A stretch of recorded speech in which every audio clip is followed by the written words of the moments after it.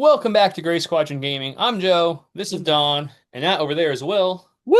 Hello. It's good to be back. Thank you for coming back, Will, as always. And if for these, I I was happy to come back. Pagani, he was afraid, so he decided to fly to LA today instead of coming on and talking to you fine gentlemen. We inspire that So much fear. It's fine. that's right. That's right. He was like, because Will's "Oh, squared, we just have Will Prime, right? sorry, I got a thing I gotta do." And It's pretty no, sketchy. he's sad he can't be here. He actually he offered to call from the hotel, and I was like, "You don't have no, just do your thing." He's down there for some cool Legion promotions that he's Awesome. doing with our marketing director Ross. So we'll get him on the next one. That's Very nice. fine. Perfect. Well, for those who don't know you, Will, do you want to go ahead and introduce yourself? Yeah, so I'm Will Shick. I'm the VP of Creative Development and Strategy. I always want to say direction because creative direction is like the normal title. But creative development and strategy for Atomic Mass Games. It's a fancy way of saying that my job, my role is to have the long-term vision and oversight on all of the different product lines that we do as a studio. And then I connect all of the amazingly talented people together to make sure that everything comes out looking cohesive. So I work with the sculptors and the artists under Dallas Kemp. I work with very closely with the development and design team for the game rules. I work with the graphic designers to do like all the cool packaging and cards and all of it so that it comes together. And then I coordinate alongside our fabulous producers with our publisher, Asmodee, who actually takes all the stuff we make and then makes it into real things. So real like physical products and sends those across the globe and distributes them and all of that stuff. So yeah, so I get to kind of be at the epicenter of a lot of really cool things, work with a lot of really talented people, and make some pretty fun games, hopefully. That's the goal. I mean, we think so. Yeah, We no, play Yeah, we play several of a them. little bit. it's not bad, right? I mean, Oh, Yeah. we're worse things to do for a living. So for yeah, sure. so that's what I do. Well, for those who don't know it somehow and haven't caught up, you guys dropped a good size update for some points and some new cards here recently. I mean, where have you been if you don't know? In the mountains with no internet signal? Come on. That's where I was, guys. I Yes, was literally in California in the mountains with a family road trip, and my phone was buzzing with people like, "Do you see the new cards?" And I didn't have enough internet to see the new cards. I was like, "No, I still don't." It's But just we're just back. terrible. We got Will back on the channel, Right. That's and we're gonna right. kick off with a hard question, Will. Okay. Nice hard one in the beginning. People say we're always lenient with you guys and too easy, so I want to start with a hard one. How Yeah, come hit every me. time we kick off a summer cup, every year for the last 3 years, you guys drop a secret update to throw off our cup so that way it's not current points? I mean, is it really a cup if there's not a It's secret true. game If that's it's being not played? Like, invalidated right in the yeah. middle of Have you it. have you not watched the classic movie The Wizard? I mean, he thought he won, and then there was a new game to play. That's true. So that's what we got to do. No, I think it's your fault because you guys schedule this cup thing like right in the middle of all of the major events that are typically happening. And whenever we're looking at dropping an update that people aren't expecting, we usually do our best. It's impossible to avoid all of them, but Right. we usually do our best to be like, are there any major events that we would be disrupting at this time? And the answer is no. So I guess, the cup is cool, but it's not a major event. And I'm Sure. not putting it on the schedule Just a because bunch of dudes playing in the basement doesn't get that's counted as right. a major event, I guess. I mean, look, I think in spirit, it's deserving of all of the accolades. But in terms of scheduling like adjustments and updates, it's probably not gonna wind up on the Right. no-no list. That's I'm fair. sorry. Right. I'll That's do my best, but no Right. promises. So let's start with some questions. One of our mo recent interviews, we had a Mhm. nice rant on Riot Troopers, and we Yeah. finally get to see the wonderful fix that Riot Troopers got. So they got a great point adjustment, and then the introduction of the Imperial March card seems like something you're going to staple to them. Can you explain the process behind making such a substantial change for a unit like that? Sure. The I think, there's a lot of attributes that go into it. And we talked a little bit about this during, the rant, as it became famously known, which was there's so many different ways to adjust or rebalance a unit. There's points, there's upgrade cards, there's changing the literal rules on the unit card itself, whether by changing the universal rules in the core book or changing the universal rules the card has. You can adjust dice, you can do all these things. There are a lot of levers to pull. And in order to know which levers to pull, how hard to pull them, what you want to do, you need a lot of data for that. So even when a unit comes out like Riot Troopers, which, we introduced in its released form because all of our playtest data and our internal stuff said that it was a fine unit. There were people who were very pro Riot Troopers. There were people who were like, they're Riot Troopers. At the end of the day, though, the large aggregate was they're on the curve. They do a thing. They will be useful to players. They seem good to go. As often happens with development stuff, sometimes the truth is not what you think it's going to be. Players prioritize different abilities, different attributes. The game is played in the metas in which they play very differently from our internal meta or our playtesters' metas that are across the globe. And you hit a situation where, like with Riot Troopers, they underperform. And there's no question, I don't think like anyone was trying to say that there wasn't some adjustment that was needed to push them closer to where we would want them to be on the curve and within the balance. The real challenge was determining through data aggregation and watching games and playing games ourselves and trying different things internally through playtests and all this stuff. Like, where's the sweet spot? Because you don't want to overcorrect. But I think there's also a danger in kind of being too incremental in your changes as well. Like if you just came in and said, well, we'll just knock 5 points off of the unit, people would be like, that's meaningless, right? It didn't do anything. And so the more that we looked at them, the more we realized that, points alone probably wasn't going to move the needle enough, because there's this point at which Pagani always likes to talk about, and it's one of the things that gets brought up almost consistently when we have troublesome units that we're trying to rebalance or we're talking about for an adjustment or whatever, where it's like, okay, well, what if it was just 0 points? And you go, people would take it. Like his statement is always, would you take it at 0 points? And the answer is always yes, because it's free. But then the follow-up question is, okay, but are you taking it just because it's free or because like at 0 points it does something? And when the answer is I'm taking it because it's just free, why wouldn't you, right? All it does is it gives you an activation. Right. That's a problem. And that's a more fundamental problem to solve sometimes than just lower the points. Now, Riot Troopers weren't one of those where it was like at 0 points, I'm just taking them because they're free.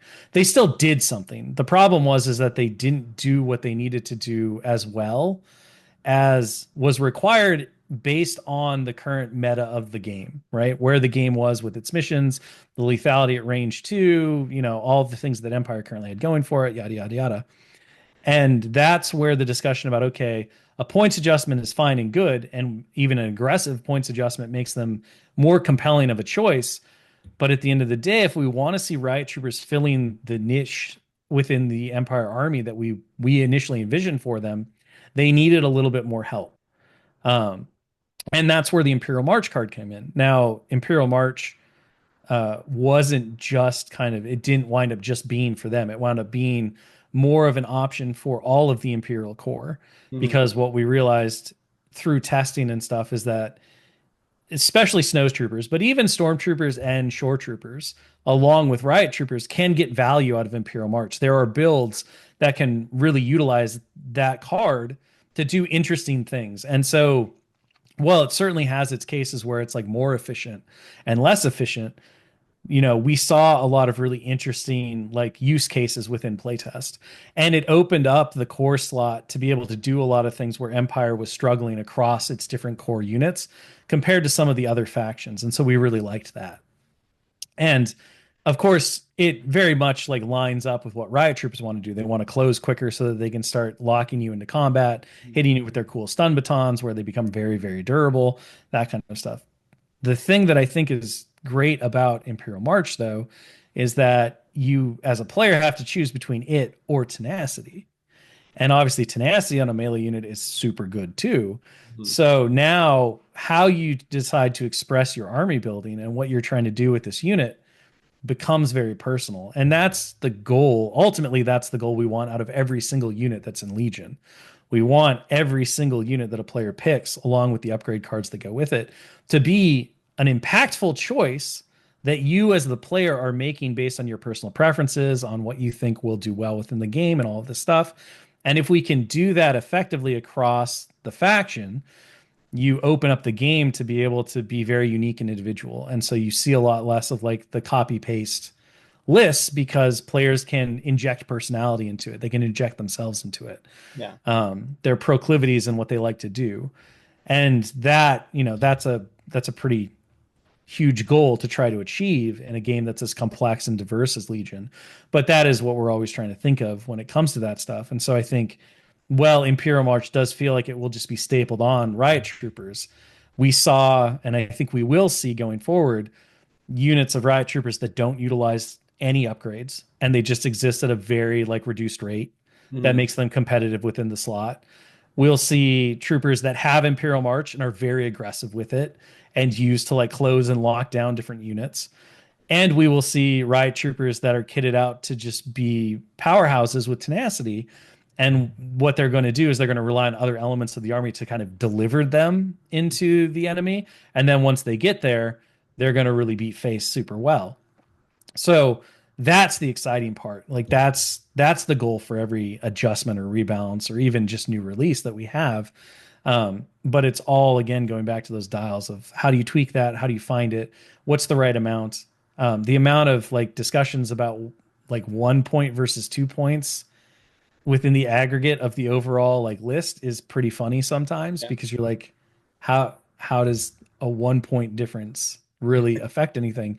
But it can from a player perspective. Obviously, if something like a core unit you can take 6 of, that 1 point becomes 6 points, which is like an upgrade, right? So there are compounding things that go along with it, but the discussion and the route at which you get there is really wild. Yeah. Well, I'm looking forward to trying it out. We had, Joe just got back from his trip, so we haven't actually gotten to test any of the points out. But I'm right after this video. I was gonna say I have my box of stuff Ready, right next to us. We're gonna ready to go, right? filming Yeah, right after perfect. this. So Yeah, and then kind of the other side of the points. Obviously, there was a lot of different changes, but Mhm. Riot Troopers and Imperials got a lot of love, a lot of help, if Mhm. you will, that they needed. But Rebel Sleepers, which I think most of us in the community would agree they were a little stronger than they probably should have been at their points, they got more of a cut. So just kind of the same question is how did you guys land where you landed with the Sleepers going up and the Astromech upgrade going up as well? That conversation, obviously, like increasing points is tricky because everyone knows that ARC troopers, sleeper cell, they are too efficient for their points. However, when you push them closer to balance, that also makes everybody upset because they're like, but this was the best unit. And I like playing the best unit, right? Like we all love playing the powerful units on the table and getting the results out of them. So, well, as the overall community will be like, yeah, sleeper cells, they're undercosted. They need to cost more.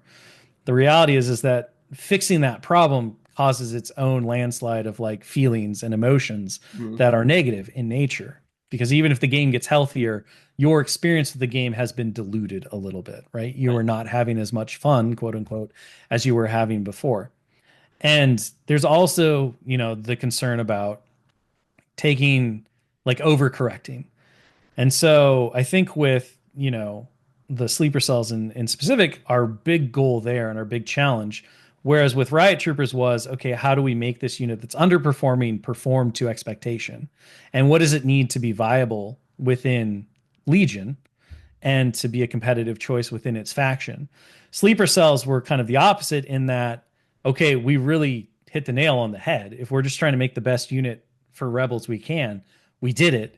And ultimately, if we really want to make one of the best Legion units that we can, we did it. We did the job too well. So now the question becomes, okay, without taking away the efficacy, the fun of the unit, where does it need to go so that it sits within the balance curve properly that we want? And that, of course, like, you start with, okay, well, let's adjust them by 15 points. What happens if they go up 15 points? And then how do players react to that? How does that feel within everything? Um, and you say, okay, well, that's probably too much. So then you really start to dive into like, well, what does the unit do? How is it effective? And I think in a lot of cases, what we see both with the points decreases and with the points increases is that there's kind of two factors at play. There's the base unit itself, and then there's typically whatever common upgrade or unique upgrades they can take. Whether that's a heavy trooper, whether it's personnel slot or whatever, right? Um, with sleeper cells, kind of the problem was is that they doubled on the efficiency because they're very offensively minded, but the astromech being so cheap allowed them to also be quite defensive as well. And their core role is to be glass cannony, right? They strike really hard, but they're fairly easy to remove, is the idea, right? You can scatter them or eliminate them with concentrated fire. The astromech was kind of working against that. So what we did was is we identified that the core unit itself, just without the astromech, was still too efficient for its points. So we found the right balance that we felt through playtesting and constant iteration through the process of saying this is where this unit feels correct for its offensive output plus its points, all things considered. And then we did the same thing with the astromech. And we said, okay, if you're going to have it all, if you're going to get your incredibly potent offensive unit in sleeper cell, and you're also going to get this defensive buff that kind of makes up for where their deficiency is supposed to be, you're going to have to pay for it. Mm-hmm. And again, the points adjustment between both of them is pretty significant. Where it really comes into play, where it really becomes a limiting factor is when you start to say, okay, but I'm going to take 2 of these units, or I'm going to take 3 of these units. And we weren't seeing a lot of triple sleeper cell unit or builds after kind of its initial launch. Most players had fallen into like 1 or 2. And so, again, the more of this efficient unit that you take, the less you're going to have for the rest of the army. And I think that's another kind of attribute that we're constantly looking at is saying, okay, you can do a minor adjustment here, or you can do a bigger adjustment here. But then how does that compound as players take more of that unit, right? As they hit the spam button and fill out their slots with that. And of course, the higher that cost, that adjustment is, or the lower that adjustment is, the more impact it has on the overall options for the army. So now instead of being able to take 3 units and take something else, right? You might be losing a full unit just based on the points and how they shake out. Or you might not be able to take dug in on some of your units because you can't do that or whatever, right? Take your pick through that stuff. So that's a lot of the thought process that goes into it is not just how do you adjust the unit at its base in a way that feels right and appropriate, but also how does that impact the overall player options and opportunities within their army? Because I think we all agree for the most part that a unit being good is not a bad thing. That a unit being powerful is not a bad thing. But the opportunity cost for taking powerful things has to be balanced against everything else, right? And points cost for units and upgrades and all of that stuff is really the primary opportunity cost in Legion, is that you only get so many points. So if you take the big bad things, you're going to be able to take less other things. And then that's going to factor into your activation count. It's going to factor into your upgrades. It's going to factor into everything else. And yeah, with Sleeper Cell, I think we're all feeling pretty good about where that unit landed. I think it's still a very viable and strong unit. I don't think you're going to not see it in Rebel armies, which is not the point. Right. Even if you yourself would love to never see it again, like that's not healthy game design or development. Yeah. But it will hopefully I've been traumatized. Yeah.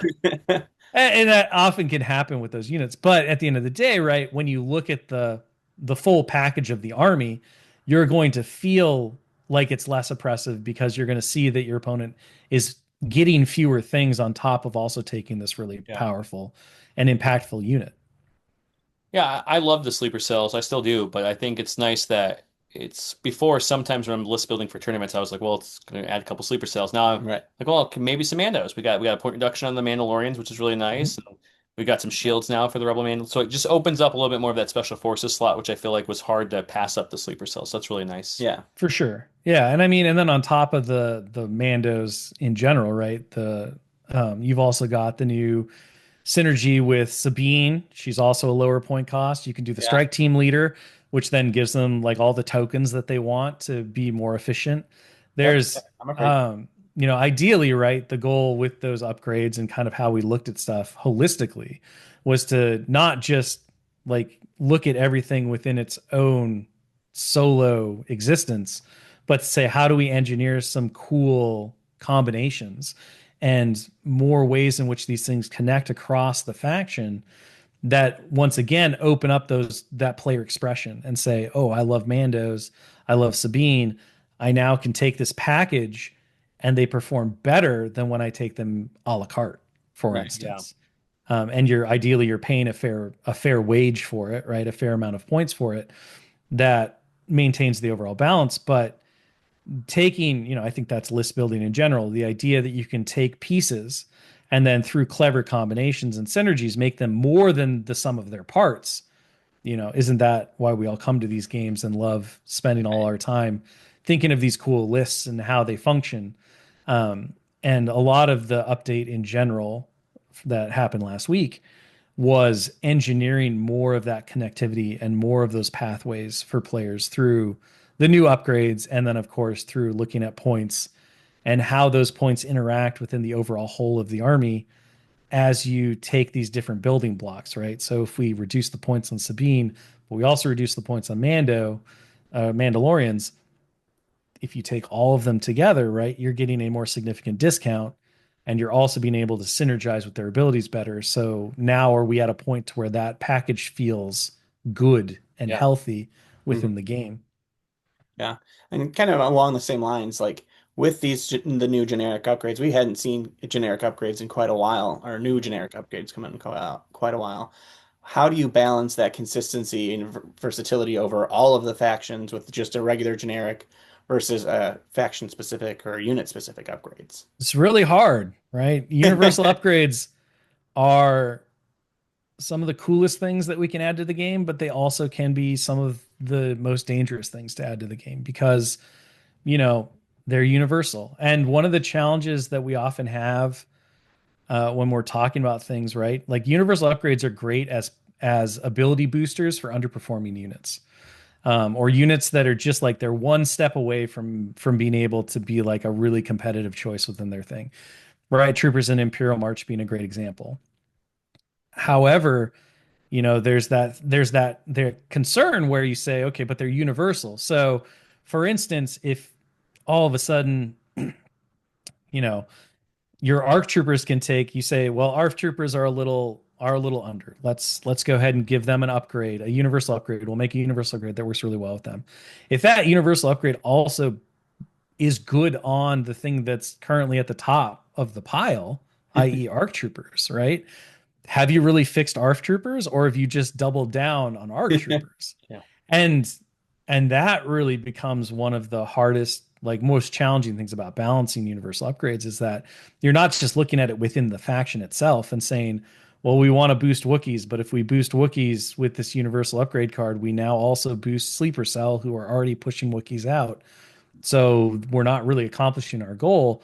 You also have to do that across all the factions. So you can say, well, we're going to do this for Riot Troopers. And then you look at all the other factions and you say, well, it breaks here and it breaks here and it breaks here. So where are you targeted and where can you make universal upgrades that are exciting and interesting and meaningful? And I think, that has led to in the past a lot of the universal upgrades being very simple and pretty safe, right? Which also means that you didn't see a lot of them. Mhm. And that is something that we, as a studio in general, our design philosophy is if we're going to make a thing, we want it to do not just function in the game. Like all of the upgrades did something, but Right. we want the upgrades to like be very impactful and to feel important. Like they should feel like considerations. And so we've engineered a lot of ways in which we're able to do that better. We took them out of the main unit boxes. So now we're not under the gun to say, well, there's a quota of universal upgrade cards and we have to add 2 new ones to every box. And therefore, we only have so much time to figure these out. So we better be pretty conservative because we don't want to blow the world up. Right. Um, we also, can put more like oomph into fewer cards because we don't have to make as many, right? We can make whatever we feel is appropriate and whatever great ideas we have that are Mhm. really helpful to the game. Um, and then, of course, we have the ability to really dial in and test them thoroughly because they're their own standalone thing. So that upgrade card pack, of which these 12 are pulled from, which will come out next year, not upgrade pack, the first one. That's just the reprint of all the existing upgrade cards Right. that were in the print in place. But these 12 are from next year's, the second upgrade pack or the first universal upgrade pack expansion. Um, those ones, right? All of those cards were able to be developed as their own cycle. So we were able to look at them across the aggregate of the game. We were able to like dial in what was there, what we wanted out of them. We were able to make changes, all this stuff from a holistic view. And I think when you're doing universal upgrades, like we want to do them, that holistic view is critical because you have to be able to say, what's the impact across all the units, all of the game? How are they functioning? What are they doing? And it also allows you to really set goals for what you want out of those upgrades, right? So you can look at something and say speeders need a lift. So we can adjust points down, but adjusting points down, that's cool, right? You save 10 points on your Imperial speeders. They still don't do anything. Right. You know, we go back to that if it costs 0 points, would you take it? And the goal, right, is to say, okay, well, what is its role in the game and how does it effectively do that? And if it's missing the mark, then what does it need to be able to do that? And can we, through an upgrade card, potentially like adjust that? Or is there a thing that we have to go in more specifically and fix? And I think with Strike and Fade, right, we were able to say, this is the play pattern we want out of speeders. This play pattern also aligns with what players seem to want out of speeders. And therefore, it's a great universal upgrade card because every speeder has a consistent issue of not quite being maneuverable enough to be able to survive in the new kind of meta of Legion.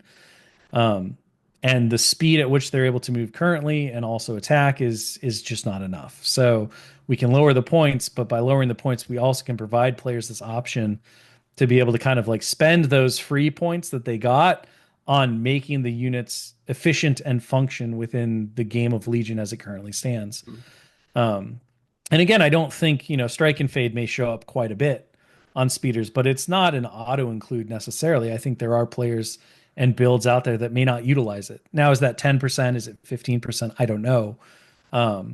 But overall, I think there is opportunity cost and a question to ask yourself of, do I need this or do I not? And how do I want to exercise that within my overall army building? Yeah. Yeah. I joked in the beginning about how you guys like to drop these upgrades right when we were starting the cup, off cycle. Usually it's twice a year, April, November-ish timeframe. What made you guys jump in, midsummer, early summer, it's not really midsummer yet, and do this ahead of the November release? So, I mean, was it just the Empire underperforming that you guys saw, or what was, I guess, like the motivated you guys to get this out earlier than intended?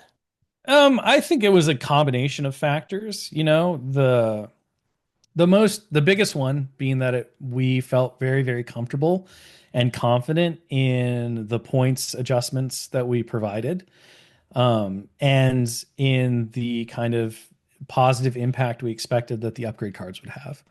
And so the upgrade cards were pretty easy because we were mostly rolled like they were done, right? They were going to production and all of that. So they had been thoroughly vetted and tested, and they were gonna come out to the game anyway. Right. And obviously, there were several of them, the ones that we identified and picked to go into that document, that we felt the sooner they could come out, the more healthy and exciting the game environment would be. And so, why not use the systems that we have, which we have done in other games that we've run as well, right? We've released the crisis cards for Crisis Protocol, for instance, early, before the physical products has come out. And we've seen great success. Like usually when we do that stuff, it really boosts the game community and environment and the meta and all of these things. Right. So why wait? Right. Yeah. There's no reason to. I've said this before on various places, but like we're not a card studio. We don't sell cards. We're a miniature studio. We sell miniatures in a miniatures game. The cards just happen to be an important link in how you play the games, but they're not, the if people don't buy card packs, it's not going to sink us. If people don't pick up the miniatures and the units, that's when we don't get to make these cool games anymore. And, we see that these communities will atrophy and die. So at the end of the day, give people cool upgrade cards that make the miniatures in their collections or miniatures they haven't picked up yet, units they haven't picked up yet, compelling and exciting. And that's just an aggregate win. It's huge, right? It's a great move for the community. The points, I think because of how so many of those upgrade cards synergized within units that were struggling, or underperforming um, with the points adjustment. Like you could put out the upgrade card and be like, okay, great. This solves some of my issues with the unit, but now the unit's more expensive. So if we haven't hit the proper baseline for what the unit without the upgrade should cost, then does throwing good money after bad really fix the problem? Right. I think in some cases it might have, but it's obviously not the overall win that we want, right? We want to move the game as close to imperfectly balanced as possible. Right. And with that in mind, right, we had been looking at these points adjustments. We had these cards, these upgrade cards that were done. We were excited to inject those into the community and get them into the game. And everything kind of came together in a moment where we're like, hey, we can just do this, right? We're very comfortable and confident in where we sit with the points adjustments as they are. These points specifically target a lot of the things that these upgrade cards that we want to get out also affect. They synergize really well together. Let's just do it. And we never said that we wouldn't make adjustments outside of April and November. What we simply committed to was that in April and November, we would come on and we would talk to the community about where we felt the game was, give our developer insight on how, we were feeling, what things we were looking at adjusting, and then also potentially put adjustments out. It's a great marker within the year for players to look forward to and to say, okay, I know at the very least, these 2 points in the year, I'm going to get an insight into what the developers are thinking. There may be some adjustments. It also lets people who want to organize their big events like better plan around that stuff. But at the end of the day, we don't want to be locked into just 2 points. If there's stuff that needs to happen in the game or that we think will really motivate and push the game forward in a great and positive manner, we're just going to do that. And we're going to try to be as cognizant as possible about like the when and the where, right? We obviously waited until after UK Games Expo had their GT because we knew that was on the schedule. We didn't wait for your cup because, again, it's just not on the list. I'll see if I can add Next time it. we'll let you know before we start it. Yeah, there you go. You just be like, hey, no points adjustments, right? And I'll be like, sure, guys. And then there'll be a points adjustment. Well, almost now you kind of have to keep going. I know. At this point, it's just tradition. always. It's tradition. Yep. And so again, like we just looked at it and we said, let's do this now. I also think from, a bit of the strategery side, right? Injecting this excitement and kind of this big momentum booster into the game and the communities right before we see the starters come out.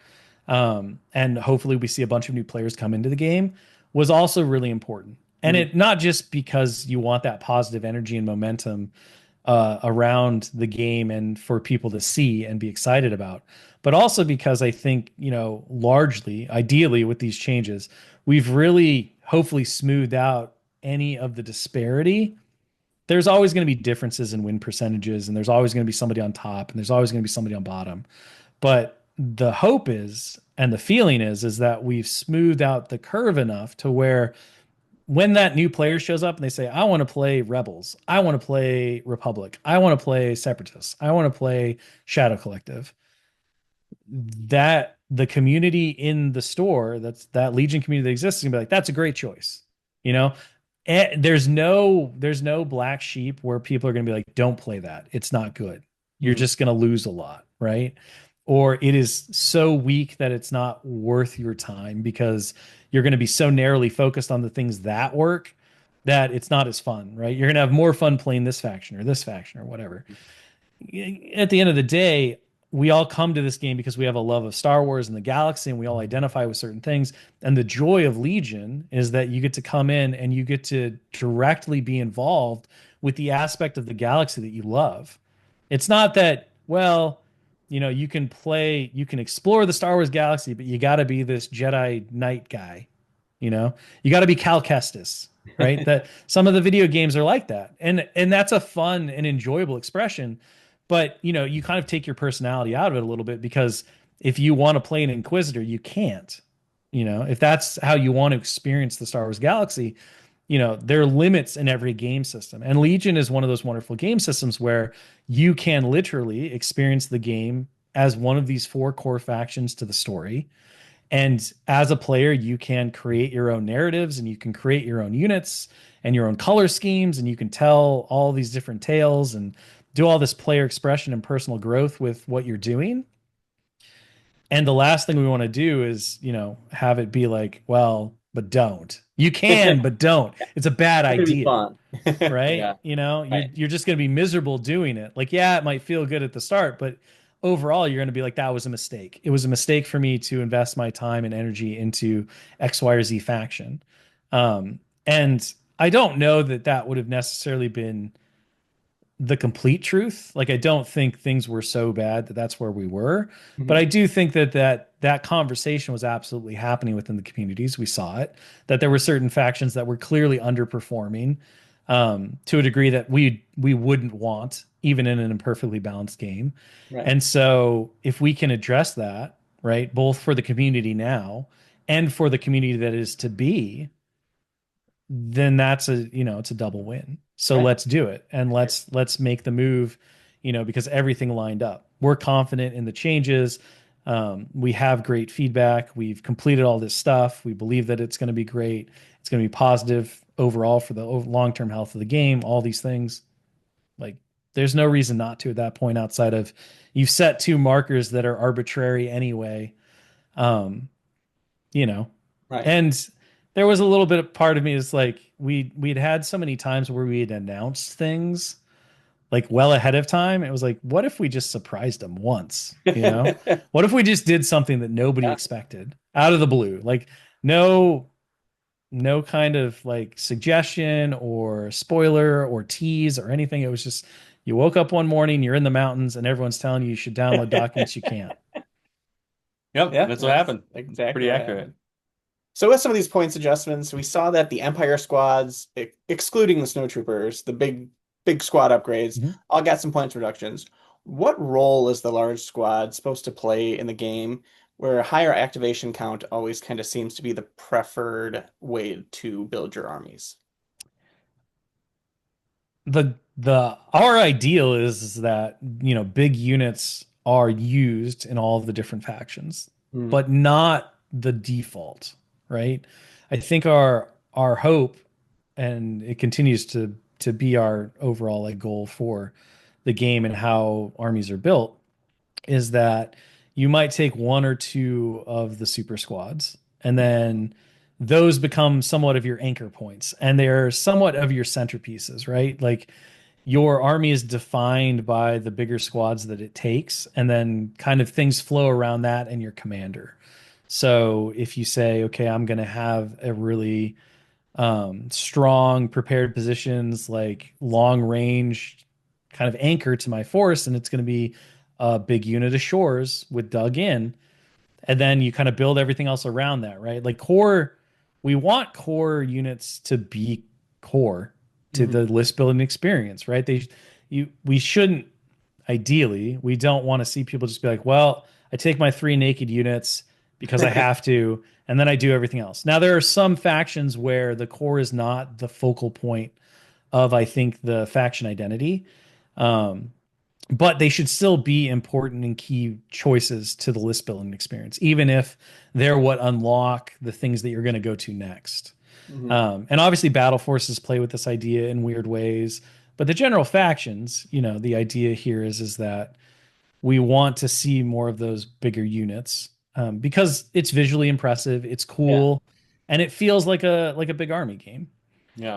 And I think the player choice and kind of again expression is, do I want to go, how many activations do I feel comfortable with? How do I maximize those activations? Is it something crazy like six, which I think is a strong outlier, but obviously can perform very well in certain environments.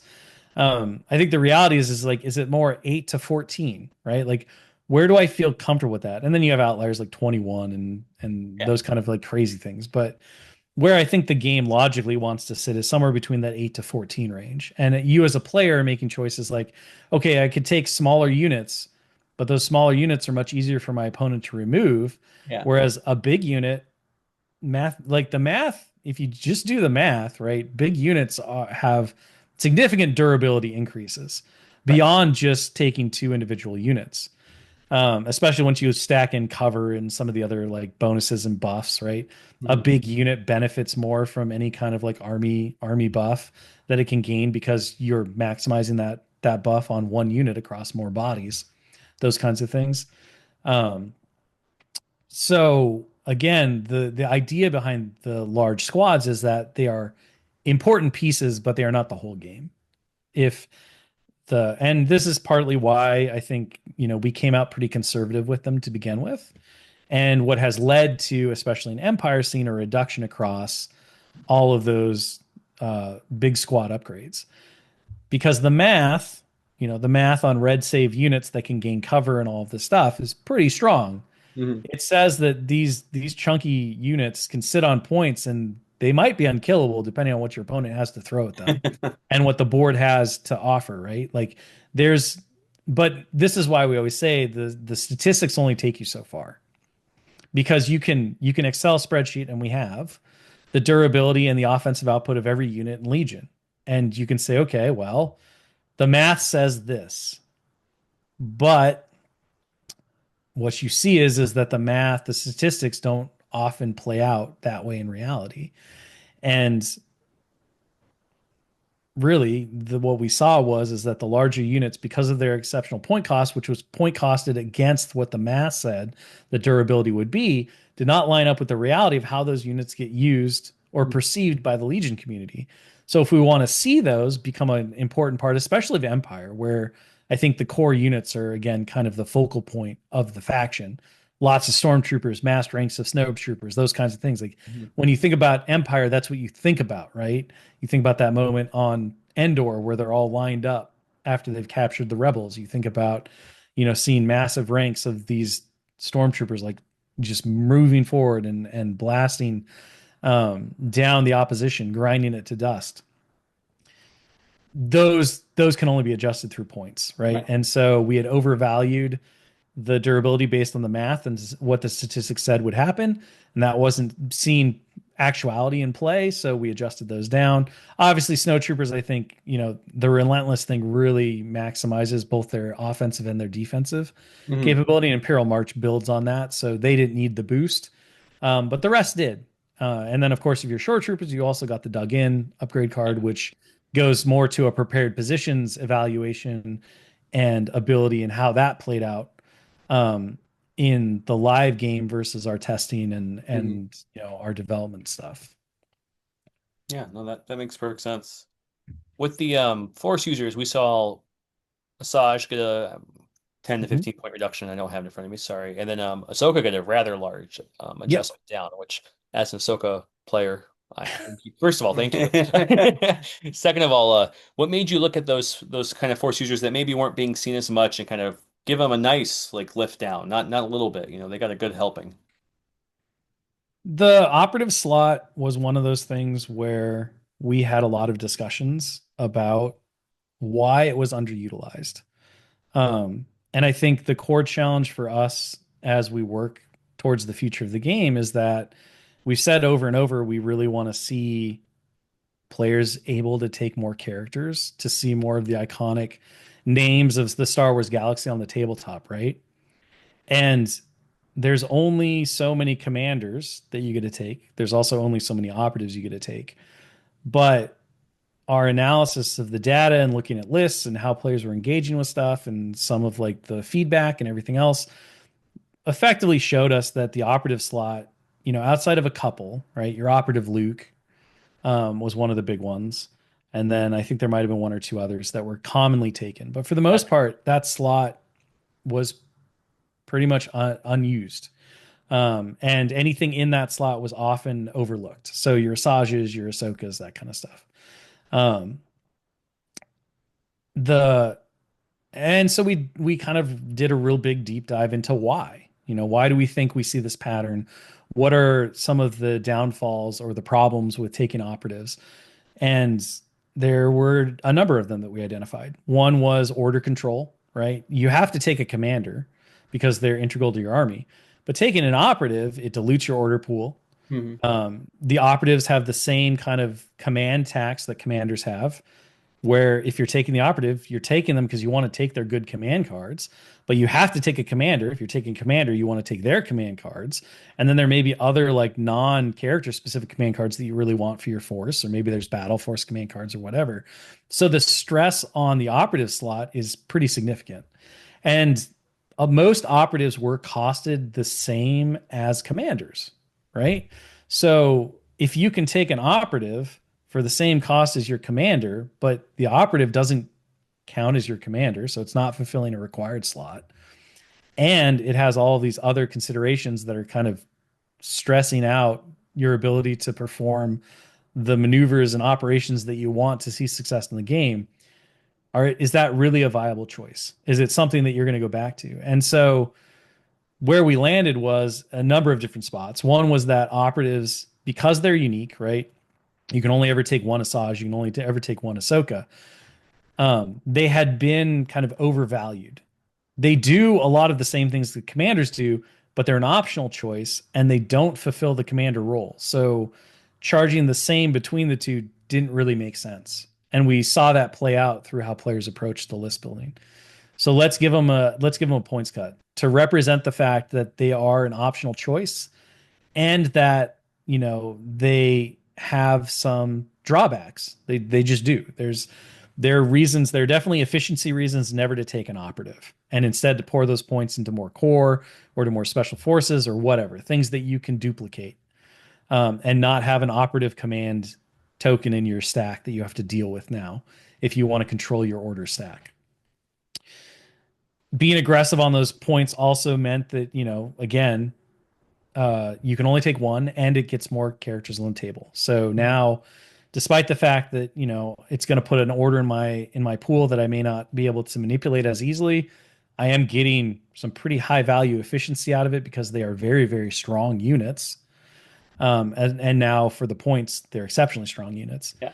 And then also building in those upgrade cards, the one that gives them an order, so that you can better control your stack. And then of course the strike team one, which lets you build these little synergistic like sub armies within your army. That's both narratively very flavorful and also boosts both the operative and the unit. Those were kind of the approaches that we took to strengthen the operative slot and to make them a more compelling and interesting choice that players could make. It doesn't mean that we want players to always take an operative or two. It's just we want players to feel like, oh, there's a reason to do this.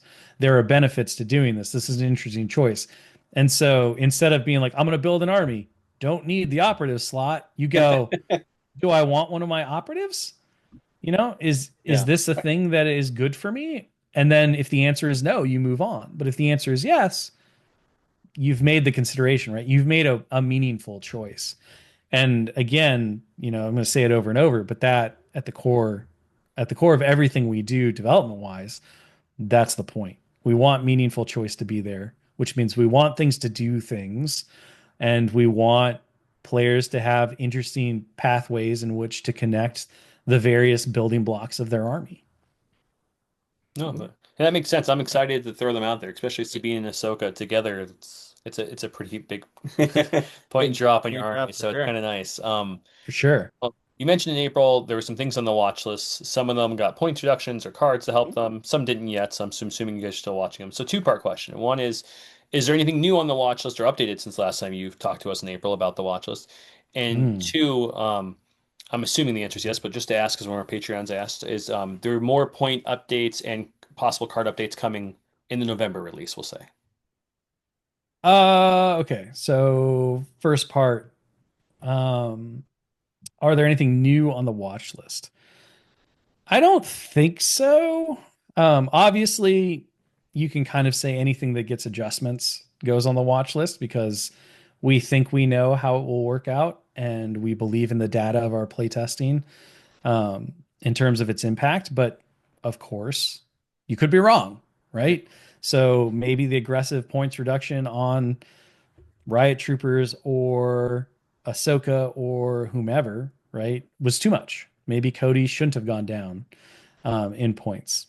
I don't think that that's likely, but obviously it's something that we watch pretty carefully upon the release of these things, and it's something that we'll continue to monitor because we have made changes. So effectively, anything that gets touched in a rebalance is now new.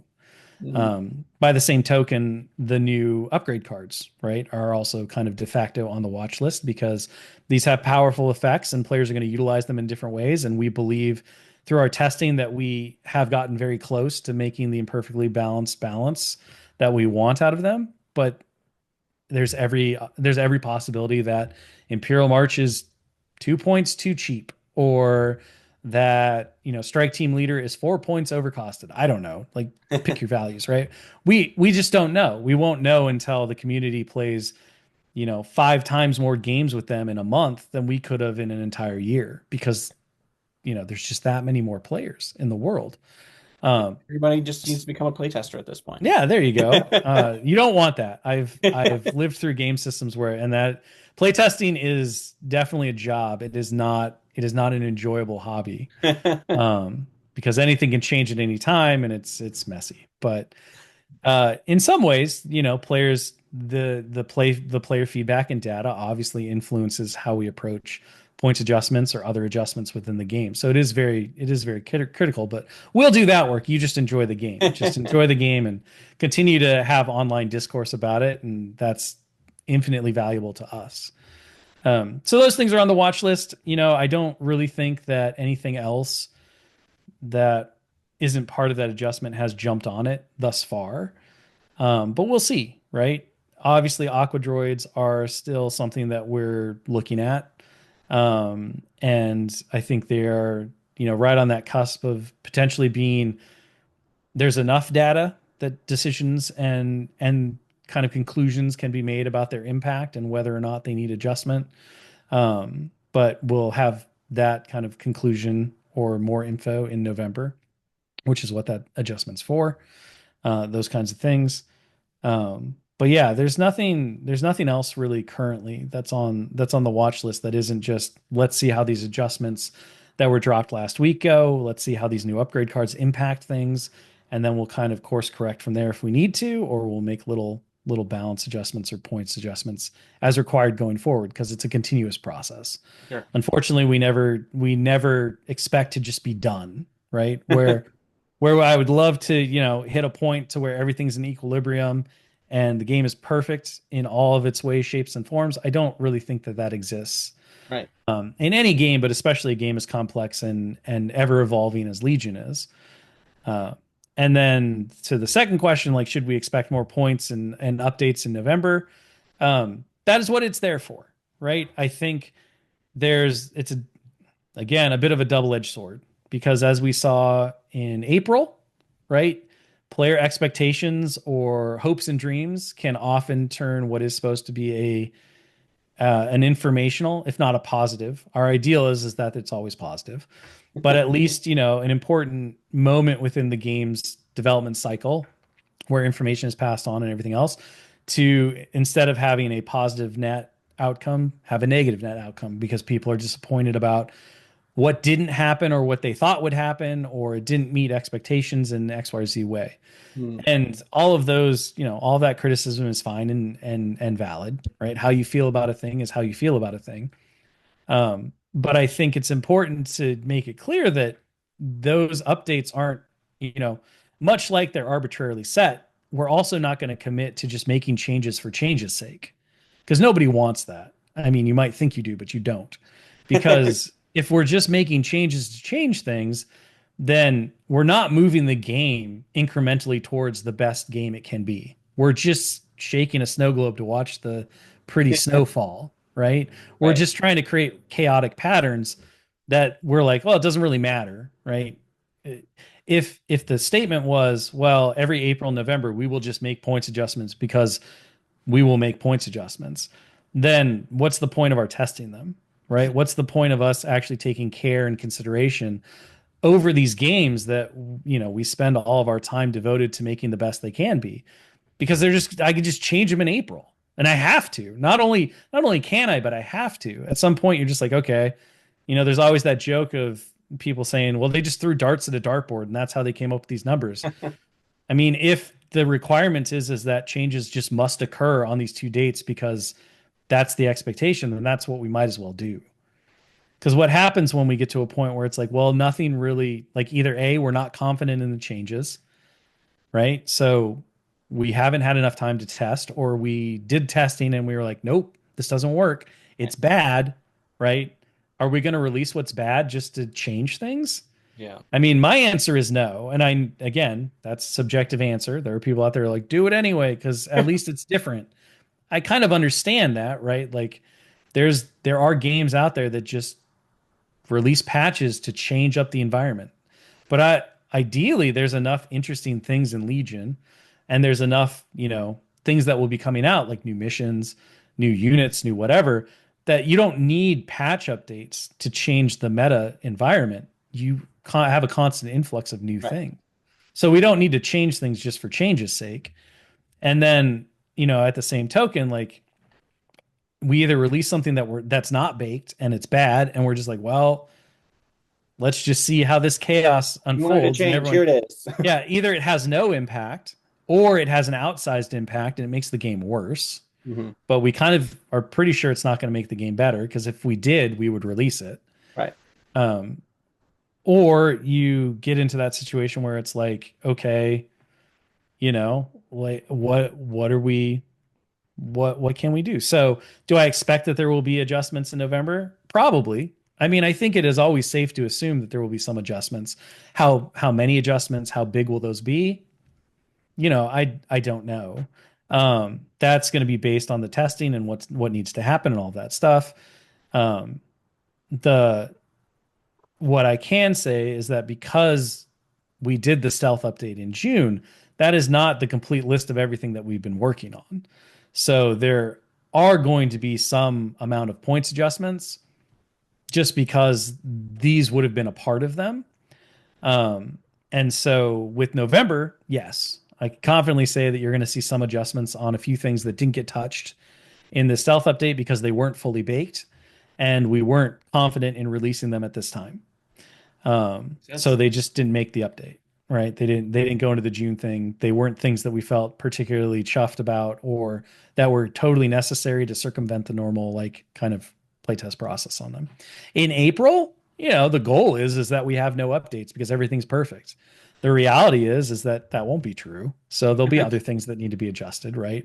There'll be new information that comes out and things that will shift.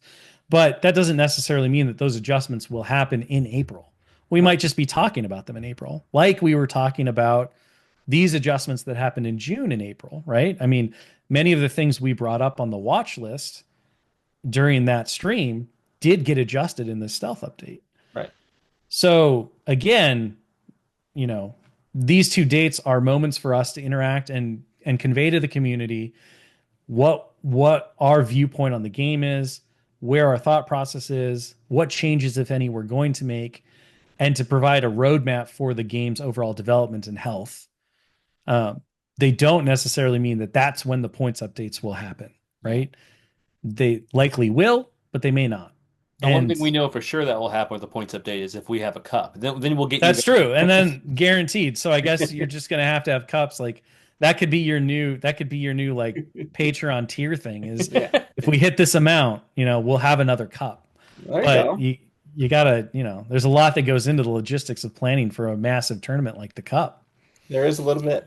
Yeah. So, but yeah, so that's what I would say to that, right? Like again, Nice. um, anyone who says they'll never do adjustments or they don't want to do adjustments out of principle, that's just not true. Our only guiding light is to make the game the best it can be.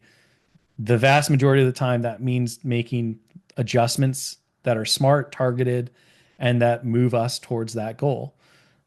However, that doesn't mean just making adjustments for adjustment's sake or trying to placate a certain segment of the community that just wants things to be different because they like different and they find it exciting. It's a fine balance to navigate, and it is certainly one of the challenging things that we do as developers. But that is hopefully a guidepost that players can use as they kind of move towards the November and April dates to set expectations reasonably and say, at the end of the day, right, whether you get what you want or you don't, you can hopefully say, we have done what we've done, AMG specifically, on those dates or any date, because we believe that it's going to make the best Legion we can possibly make. Mm-hmm. Yeah. Nice. So you did mention it, the new core sets. Everybody's super excited for. We're excited to see all these new players and the whole world has kind of been in some flux because of a number of things. Has that changed the release dates? Do we have a timing window, or are things pushed back, or is it going to be the same? Currently, as far as I'm aware, there's been no change. Nice. But to set at least a little bit of expectations or explain how the Asmodee group works, we at the studios don't have any control or oversight necessarily of the actual physical production process. So that means that we're not involved in like the shipping logistics. We don't necessarily know when things are on a boat. We don't necessarily have any more of a view than most people reading the news to say, oh, this thing will impact these products in this way. Mhm. We trust our logistics and shipping and manufacturing professionals. We have an amazing team that works at Asmodee itself that does all of that as the publisher. And so they'll inform us, but typically when we inform you guys in the community of a change, we have learned of it a few days before, right? So that information is pretty fresh. Like it's hot off the presses, to Mhm. coin a phrase, when we promote that out. And that's because the way the studio system works, you kind of think of it like video game studios, where small studios have a larger publisher, and the larger publisher does all of the stuff. Or you can think of it like record companies if you're old school and you think about like how rock bands used to sign with a label, and the label would, they would manufacture, distribute, and produce the records. Yeah. That folks would send out, and the studio's job is to either just make the game or to make the music, and then the publisher handles the rest of it. Right. And so we do have checks where we check over the files and make sure that they're all correct, and we do those different proofing steps. But as far as like the overall process of file to product, that's handled by a very dedicated and skilled team, and they're just in communication with us. So when I say I have heard nothing, it's a pretty good sign, but it's definitely not any kind of like, it's not the word of the Lord Almighty saying that no changes will ever be made, because there could be something that I'm unaware of that team is currently working through and Right. trying to solve. And they may be able to solve it, and in which case no news is great news, or it may be not solvable in a way that maintains the release date. And at that point, they'll be like, hey, we ran into this situation. This is going to be the impact. We need to let people know. And then we as the studio will pass that information on to the players, and Asmodee and the DUs will pass that information on to the retailers through their sales network. And then we can also blame you. Perfect. That's fine. Yeah, yeah. Blame me for everything. Like it's fine. It's like part it. of the job. I've kind of accepted it at this point. It's somewhat water off of a duck's back. I'm just like, yeah, I get it, right? Like when you're there, it's maybe it was my fault. I don't know. Sometimes I think People sometimes forgot it to might click be. yes on Right. the email or something. Yeah. I went on vacation and I forgot to say approved. That'll do it. You never know. Yeah, it will. It will. Just a guy on a boat, like, I don't have the text from Will to go. I can't leave. That's right. I can't go. We can't produce this. We just don't know. Yeah. So we have a lot of redundancies in place to make sure that doesn't happen, but you never know, right? No, we're excited for the newcomers in the area, the new starters. We have a lot of people in the area interested to jump in and are waiting for those new starters, kind of as the best jumping in point, really, Right. or those new Yeah, starters. So we're really pumped for them. A couple more questions from our patrons. We can go these a little faster if you want to. Yeah, go for it. One is they love the super squads. They really enjoy Okay. how they do. They want to know if Love it. if you guys have any ideas of adding them to other cores that are in the game, such as like, for instance, Riot Troopers, Pikes, Sure. other core armies that don't have the super squads. Essentially, is the question. Currently, no. There is no plan to retroactively add bigger squad upgrades to existing squads. That doesn't mean that answer will stand forever. Like in 5 years, we might come back and be like, you said they wouldn't do it, and then they did it. So that's why I always say currently, right? Sure. You never know what the future may hold. There's absolutely, a lot of, as we look forward into the new releases, some of the new units, some of the expansion that we have planned for the game, you're going to see more of those bigger squads. And will that impact?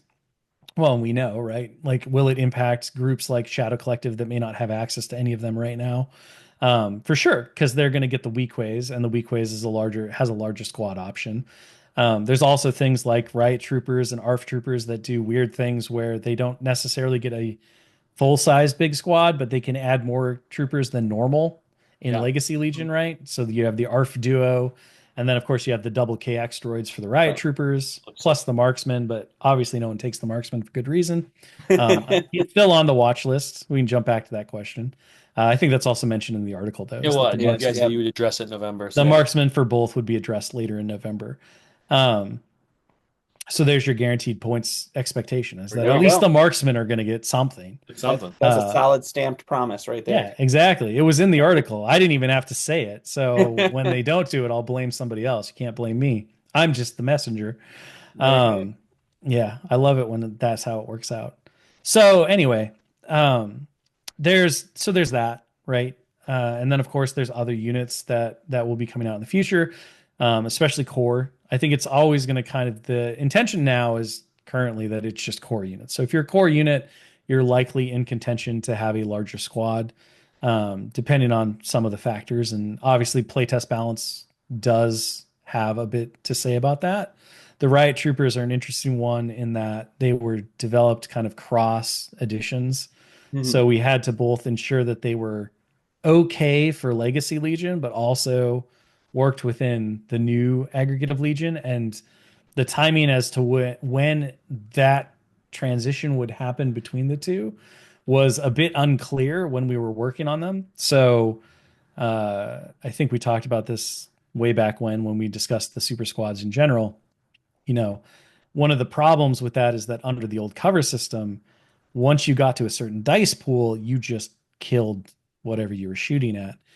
And that kind of held us back from saying, well, let's just make the riots this 10-person squad like all the other core choices, because there was a world in which you wouldn't be able to use them all. So instead, we decided to kind of split the difference and find Mhm.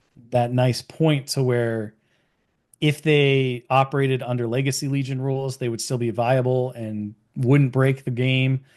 And then also, designing them with a forward look to New Legion as well. Right. Um, so they kind of sit in that weird, like they're not a full supersized squad, but they have more than normal.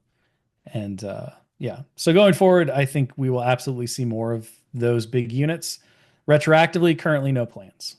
Makes sense. Mhm. And then another Patreon likes the idea of the expendable slots, like a one-time use cards, and they're wondering if you Mhm. guys have thought about it, talked about it, considering to make a like one-time use rocket launcher, a one-time use whip, like more one-time use items or weapons instead of like a actual heavy Mhm. mini that uses Mhm. it every single time. Things like that is the question.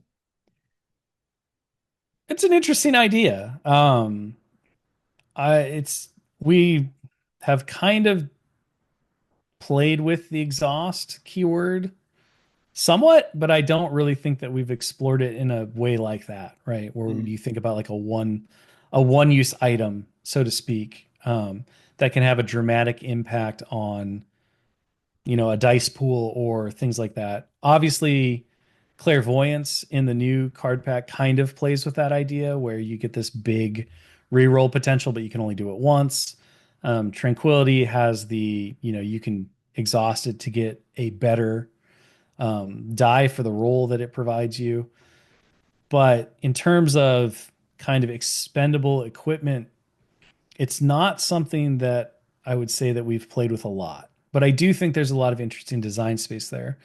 The challenge or the kind of thing that I think we would have to consider the most about is if an expendable item takes a slot from a non-expendable item, right?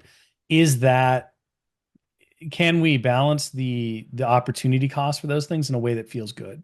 Mhm. And then, the other challenge becomes like if you talk about like a one-use rocket launcher, um, being a miniatures game, we want to see that miniature on the table.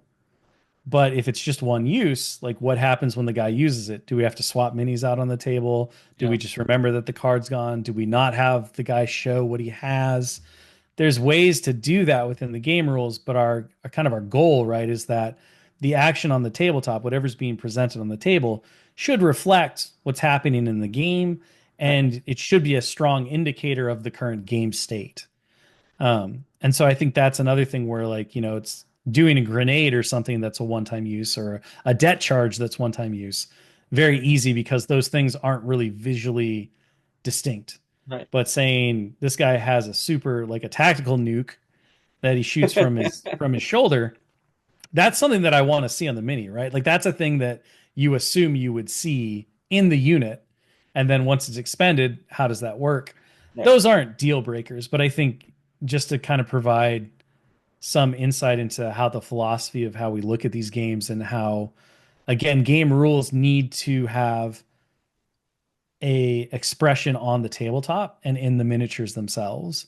And so that's why, for instance, we provide, as Legion always has provided, all of the heavy weapon options within the unit box, Right. because we don't want players to be like, well, this guy is not the guy he is. He's this other guy, and I'm proxying that way, right? Because it becomes confusing for players to have to manage that, especially if there's that guy in another unit, but he is that guy and he's not this guy in this unit.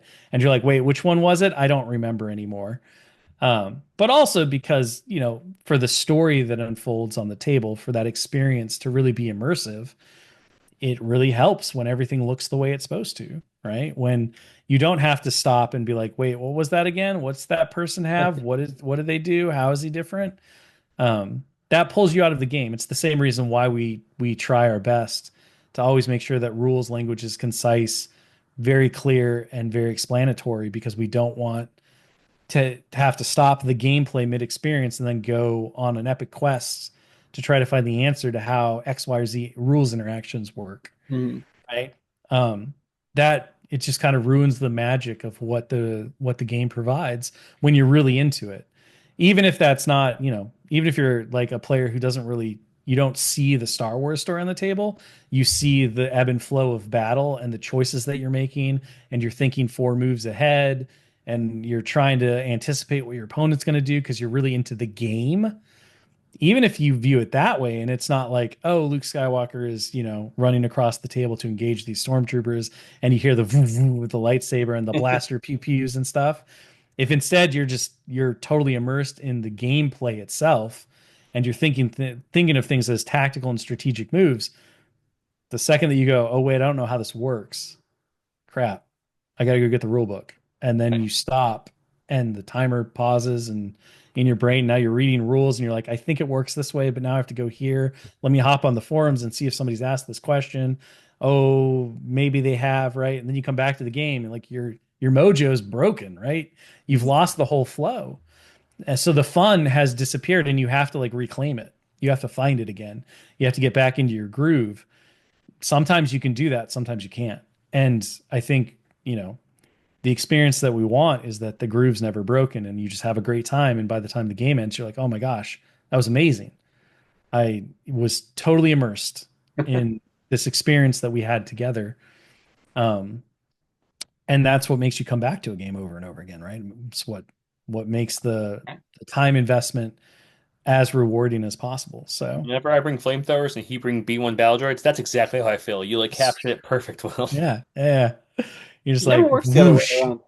Never works. Well, you need to bring more like flame trooper Well, I mean, spider droids. whenever I bring a flamethrower, he's like, "Oh, I brought all vehicles. Like even my cores are vehicles." Oh, Oh, We don't okay, even tell each cool. other what we're playing. Nope. He just has some this is the story that we're told, but I feel like there's some espionage going on. No, there's It's really like a not. Watergate situation. Uh, Now, I'm not going to ask my normal question I always ask you because I don't want to Oh, reset the okay. clock on a certain unit. So we're not going to touch that question. We're going to skip over it this time, and I'll ask you Okay. if the game. Noted. I mean, you already reset the clock yesterday, so it's No, fine. it's fine. But is there anything? I always ask this question, so I'm going to keep this one in our trend. Anything else you'd Mhm. like to spoil for anyone watching? Anything you'd like to add? Maybe a tidbit about like the cool build your owns coming out. Anything at all, we'll take. If not, we can wrap up. Anything at all. I don't think so. I mean, the all the exciting things got spoiled last week, really. Um, so there's there's nothing in my brain that's not a year or more away that's exciting right now. I mean, you could say those Uh, too. I don't think you'll get no, too I don't excited. think I can. I definitely can't say those. No, you would I think this is where we feel the loss of Pagani the most, is because he's much more into the now than I am on this stuff. So Sure. he might have something in his brain pan, but I got nothing for you. Sorry. No, Sorry. can't It have all it got every time. spoiled last week. That's what you got. That's fine. Darn mountain trip. Yeah. Okay. I know. I know. Well, as always, Will, Yep. we really appreciate you stopping by the channel and giving us an update with everything going on. I am very confident we'll see you at Gen Con and chat again then. Absolutely. Yeah, yeah. I mean, you never know. Maybe we'll be talking again in July. We We won't. might. Because Who knows? I mean, we might, but not about a stealth update. We've done those, but for sure. No, No and more thank you stealth so updates. much. Okay. And yeah, there's your spoiler. No stealth update planned for July. Terrible spoiler. What happens if I'm wrong? That'd be really weird too. I don't think I am. I'm like 99.8% Let's worry, positive guys. I'm not. I look, the number of times that I feel like the devs just do things to make me wrong after I say things, it's conspiratorial, much like how for some reason it never works out when you bring a list and Joe has the perfect counter list. I mean, That happens more often than not, actually. yeah. So, no, thank you so much for having me. It was a Yeah. blast. We'll definitely have to connect at Gen Con. And then if anything cool happens before, For sure. we'll hop on earlier. Always willing to chat. Perfect. There you go. We'll bring a Pagani next time. Sure. Or maybe it's Sure. Alice. Who knows? Maybe we'll get crazy. Ooh. You never I like know. Allison, so that'd be a fun one. We should get him. Yeah, you should just talk to him on, bring him on. I know he'd love to come on and talk about miniatures and design and whatever else craziness he's got going on. He's great. Awesome. Well, thank you all for Yep. watching. Thanks, Will, for joining. Everyone, have a great night. Bye. Absolutely. Thanks so much. Bye.